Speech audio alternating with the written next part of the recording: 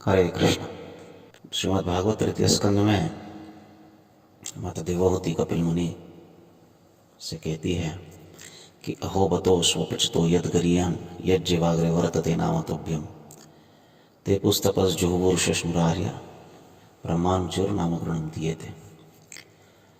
ये कितनी आश्चर्य की बात है कि जिस व्यक्ति के जिह्वाग्रे जिह्वा के अग्रभाग पर वर्तते नाम तुभ्यम, आपका नाम वर्तमान होता है, आपका नाम सदैव रहता है, वो व्यक्ति स्वपच होने पर भी, अगर वो स्वपच है, चांडाल है, स्व का अर्थ होता है कुत्ता, चांडाल उसे कहते हैं जो कुत्ते का मांस खाता है। ये बहुत गर्हित बात है, शास्त्र में बहुत निंदनीय है कुत्ते का मांस खाना। कई पर कर्मकांडीय शास्त्रों में यज्ञ में अर्पित मांस को खाने की अनुमति दी गई थी। ये किसी विशिष्ट परिस्थिति में, वास्तविक व्यक्ति को मांस नहीं खाना चाहिए, क्योंकि मनुष्य जो है वो किसी भी प्रकार से मांसाहारी नहीं है, और जब वो मांस खाता है तो वो वास्तविक बहुत बड़े पाप का भागी बनता है। उसकी चेतना निचले स्तर पर जाती है, और इस प्रकार से ये एक बहुत ही गलत काम है। लेकिन फिर भी मांसाहारियों में उस मांसाहारी की सबसे बड़ी निंदा की गई है, या वो सबसे बड़ा निंदनीय है जो कुत्ते का मांस खाता हो। कुत्ते की चेतना बहुत ही निचले स्तर की होती है। हाँ, उसमें अपने मालिक के प्रति बहुत निष्ठा होती है, और इसलिए कुत्ते के प्रति लोगों को प्रेम होता है, क्योंकि वो मालिक के ऊपर प्रेम। आज क्या है, मनुष्य के ऊपर प्रेम नहीं करता है तो लोग कुत्ते में प्रेम ढूंढते हैं, और कुत्ता उनके ऊपर अगर निष्ठा दिखाता है, प्रेम दिखाता है, समर्पण दिखाता है, तो वो कुत्ते से प्रेम करने लग जाते हैं। ये मनुष्य की चेतना आज गिरी हुई है, और इसमें लौकिक दृष्टि से कोई गलत नहीं दिखता है, परंतु धार्मिक दृष्टि से चेतना के स्तर पर यह बात बहुत ही निंदनीय कही गई है शास्त्र में। इसके कई मायने हैं जिसकी चर्चा कभी और की जा सकती है। परंतु कुत्ता पालना तो एक इस पे सही भी हो सकता है, पर कुत्ते का मांस खाना ये बहुत ही निंदनीय है, बहुत अधिक निंदनीय है। कोई व्यक्ति अगर कुत्ते का मांस खाता हो, अब कुत्ते का मांस खाने वाला चांडाल कुत्ते का मांस क्यों खाता है, इसका भी कारण समझ लेना चाहिए। पूर्व जमाने में जब जो शमशान होते थे गांव में, गांव से बाहर होते थे, आज भी होते हैं, तो वहाँ कार्य करने वाला व्यक्ति ये प्रेतों के साथ उनके क्रियाकर्म में, वास्तविक ये बड़ा पुण्य का कार्य है, लेकिन उनके क्रियाकर्म में लगा रहता है, तो शुचिर्भूतता की दृष्टि से वो सामान्य समाज में घुल मिल नहीं सकता था। वो दिन में बाहर आए तो लोग उसे पसंद नहीं करते, तो वो दिन में बाहर नहीं आ सकता था शमशान के। अब कई अधिक समय तक अगर शमशान में कोई प्रेत आया नहीं, कोई शव आया नहीं क्रियाकर्म के, तो उसे खाने के लिए कुछ नहीं मिलता था। तो दिन में बाहर नहीं आ सकता है, और दिन का कर्म अभी नहीं हुआ है, खाने के लिए कुछ नहीं है, तो वो रात को बाहर निकलता था। और रात को बाहर क्या मिलता है, तो कुत्ते मिलते, तो कुत्ते को मार के कुत्ते का मांस खाता था। ये है चांडाल, जिसको गर्हित स्वपच। परंतु माता देवहूति कहती है कि अगर स्वपच भी मजबूरी से कुत्ते का मांस खाता है, लेकिन उसके जिह्वा के अग्र भाग पर आपका नाम वर्तमान है, वर्तते नाम तुभ्यम, तो ऐसा स्वपच, ऐसा चांडाल ब्राह्मण से भी उच्च बताया गया है। अहो बतो स्वपचतो यद गरीयान यद जीवाग्रे वर्तते नाम तुभ्यम।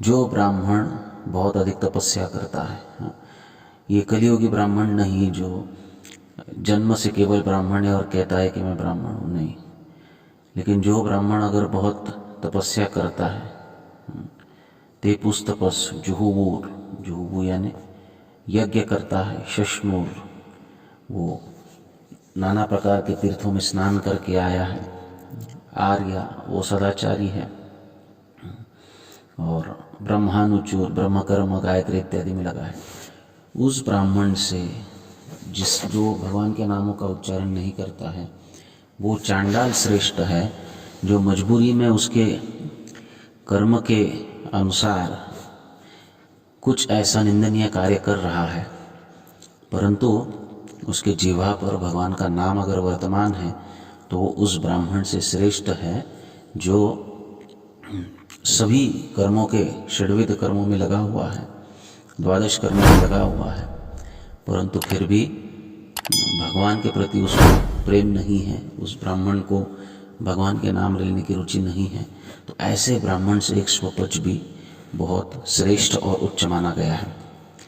इसका अर्थ क्या है कि आप चाहे कितना भी तीर्थ स्नान करो, चाहे कितना भी सदाचार करो, शास्त्राध्ययन करो और नाना प्रकार का ब्रह्म कर्म करो, यजन याजन पठन पाठन दान प्रतिग्रह, यह ब्रह्म कर्म है, गायत्री इत्यादि का जाप करो, सब कुछ करो, लेकिन अगर हम भगवान का नाम नहीं लेते हैं तो हमारी स्थिति बहुत उच्च नहीं मानी जाती है।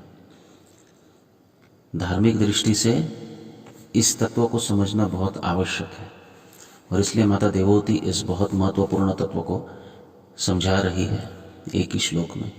इसको ठीक से समझ लेना चाहिए।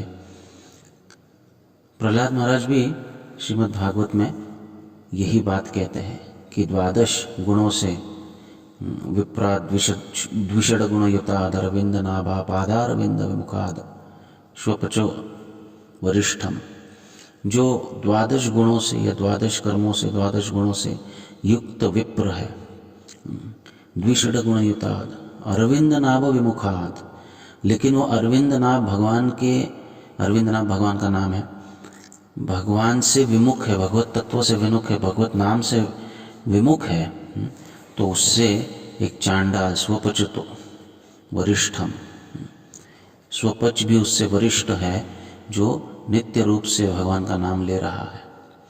उसने अपने प्राणों को, कर्मों को, उसने अपने संपूर्ण परिवार को, अस्तित्व को भगवान के सेवा में लगाया है। वो उस ब्राह्मण से भी वरिष्ठ है जो भगवान के श्री चरणों से विमुख है। तो भक्ति तत्व को समझने के लिए सर्वप्रथम भगवान के नाम की महिमा को जानना आवश्यक है। भगवान के नाम की महिमा अगर किसी के हृदय में बैठ जाए तो वो पूरी तरह भक्ति के इस तत्व को जान सकता है, समझ सकता है। और यही जो भगवान के नाम की महिमा है, इसको समझकर उसका अनुसंधान करना चाहिए, अनुशासन से उसका पालन करना चाहिए। पालन करने का अर्थ है उसका जप करना चाहिए। वैसे कोई नियम तो है नहीं। चैतन्य महाप्रभु कहते हैं कि नाम नामकारी बहुधा निज सर्वशक्ति तत्रार्पिता नियमित स्मरण न काल। कोई नियम नहीं है स्मरण करने के लिए, न कोई काल है, न देश है। किसी भी अवस्था में हम भगवान के नाम का उच्चारण कर सकते हैं। और इस प्रकार भगवान के नाम के उच्चारण की महिमा को जानकर, समझकर, बार बार सुनकर अगर कोई समर्पण के साथ भगवान के नामों का उच्चारण करे तो वो जीवन के और चेतना के ऐसे स्तर को प्राप्त करता है जहाँ से केवल और केवल भगवत धाम ही उसका गंतव्य होता है। इस भौतिक जगत के समस्त कष्टों से वो मुक्त हो जाता है। ऐसा व्यक्ति जो निरंतर भगवान का नाम लेता है वो पूजनीय है, वंदनीय है, क्योंकि उसे इस माया जगत में रहकर भी वास्तवता का अनुभव हुआ है। वेद्यम वास्तवमत्र वस्तु, वो वास्तव वस्तु जान चुका है। क्योंकि माया जगत का अर्थ क्या है कि सब कुछ माया है। सब कुछ जो दिख रहा है वो केवल दिख रहा है नहीं, उसी को माया के जो असत्य है उसी को हम सत्य मानते हैं, यही माया है। इस माया में रहकर भी सत्य का दर्शन हर कोई व्यक्ति नहीं कर सकता है, वास्तव वस्तु का दर्शन नहीं कर सकता। जो व्यक्ति वास्तव वस्तु का दर्शन करता है वो भगवान की स्थिति को, स्वयं की स्थिति को और अपने संबंध को जानकर भगवान को प्राप्त करता है निश्चित रूप से। और वास्तव वस्तु को या वास्तव परिस्थिति को या वास्तव तत्व को वही जान सकता है जिसने भगवान के नाम की महिमा को समझ लिया है। तो ये सबसे आसान है, इसका पालन करना चाहिए। ठाकुर भक्तिविनोद कहते हैं, कली काले युग धर्म नाम संकीर्तन आर सब धर्म नाम सिद्धिर कारण। बाकी सब जो हम करते हैं, नाना प्रकार के धर्म कार्य में लगते हैं, याग यज्ञ करते हैं, या फिर भगवान के विग्रह की सेवा करते हैं, ग्रंथाध्ययन करते हैं, धामवास करते हैं, तीर्थ यात्रा करते हैं, ये सब का उद्देश्य होना चाहिए कि हम नाम संकीर्तन में हमें प्रेरणा मिले। तो नाम जप करना ये सर्वोपरि साधन है, और इसे जीवन में स्वीकार करने वाला व्यक्ति ये सबसे श्रेष्ठ है। ऐसे व्यक्ति को देखते ही साष्टांग दंडवत प्रणाम करना चाहिए। सभी वैष्णव के चरणों में दंडवत करते हुए हरे कृष्ण।